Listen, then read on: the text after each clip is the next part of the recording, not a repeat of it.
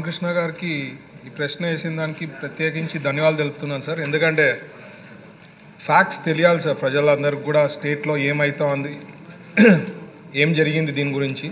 So it's very important. So first క్వశ్చన్కి అవును sir.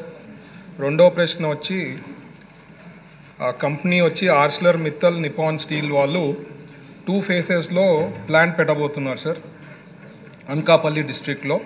So first phase వచ్చి 7.3 million tons, second phase వచ్చి 10.5 million tons per annum sir. Total investment వచ్చి 1,47,162 crores.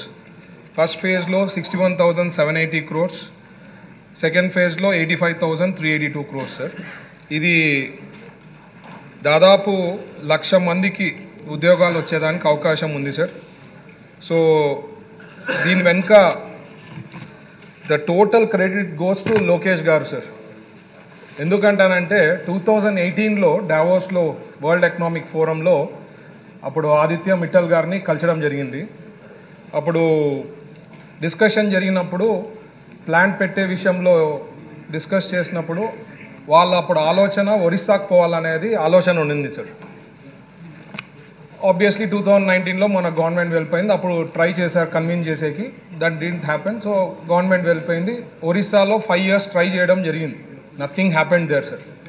తర్వాత మన government వచ్చిన తర్వాత జూమ్ కాల్లో సార్, జస్ట్ ఒక 45 minutes జూమ్ కాల్ మన లోకేష్ గారు మాట్లాడి ఆదిత్య మిట్టల్తో కన్విన్స్ చేసి ఈ ప్లాంట్, ఇంత పెద్ద ప్లాంట్ అంటే ఇప్పుడు విశాఖ స్టీల్ ప్లాంట్ సార్, మీకు తెలుసు హిస్టరీ, విశాఖ ఉక్కు ఆంధ్రుల హక్కు అని చెప్పి నినాదంతో చాలా మంది ప్రాణాలు కూడా కోల్పోయినాయి. 30 members పైన కూడా ప్రాణాలు త్యాగం చేశారు ఆ స్టీల్ ప్లాంట్ తెచ్చుకునేదానికి. దాని విషయంలో 20 years పట్టింది సార్. 1970 నుంచి 1990 పట్టింది, 20 years పట్టింది. బట్ ఇక్కడ మన టార్గెట్ ఏమంటే సార్, వితిన్ 2028 లోపల కంప్లీట్ చేయాలని చెప్పి చంద్రబాబు గారు వాళ్ళని రిక్వెస్ట్ చేయడం జరిగింది.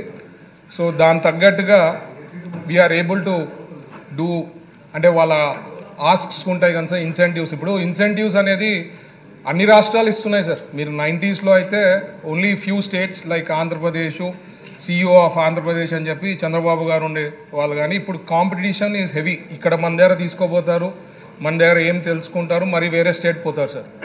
బట్ ఇక్కడ మనకు స్పెషాలిటీ ఏమంటే చంద్రబాబు గారు, లోకేష్ గారు, ఇక్కడ ఎన్డీఏ ప్రభుత్వం ఉంది, స్టేబుల్ ఉంది అని చెప్పి ఉద్దేశంతో immediately they have confirm sir, this will be the largest steel plant in India once it is done sir. How many million tons? దాదాపు టోటల్ కలిపి sir 17.8 million tons per annum. It will be the biggest plant in India sir.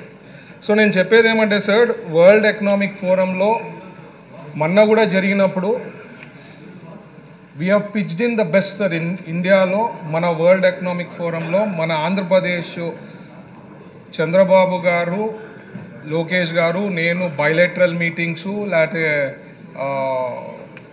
Round table conferences, కాంగ్రెస్లో meetings, more than 100 meetings జరుపుకున్నాం sir. నేను ఒక 15 నుంచి 20, మిగతావన్నీ major part Lokesh గారు and Chandrababu గారు పిచ్చింగ్ చేయడం జరిగింది.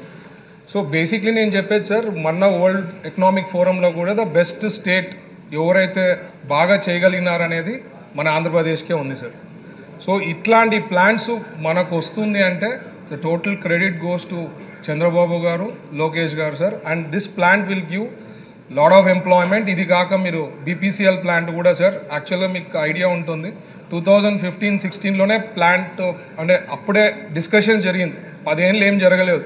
మరి మన గవర్నమెంట్ వచ్చిన వెంటనే వితిన్ ఫస్ట్ మంత్లోనే చంద్రబాబు గారు ఢిల్లీకి పోయి కన్విన్స్ చేసి BPCLని మనకి రామాయపట్నంకి తెచ్చే దాంట్లో మీరు కూడా చూసింటారు. So these are the things sir. Basically I'm telling the best thing happened. ఇక్కడ ఏమంటే you need to work smarter, not harder sir. So smarter అనేది మన లోకేష్ గారు స్మార్ట్గా మూవ్ చేసిన దానికి ఈరోజు ఆర్సిలర్ మిత్తల్ ప్లాంట్ మన ఆంధ్రప్రదేశ్కి వస్తూ ఉంది సార్. కొత్త రామకృష్ణ గారు.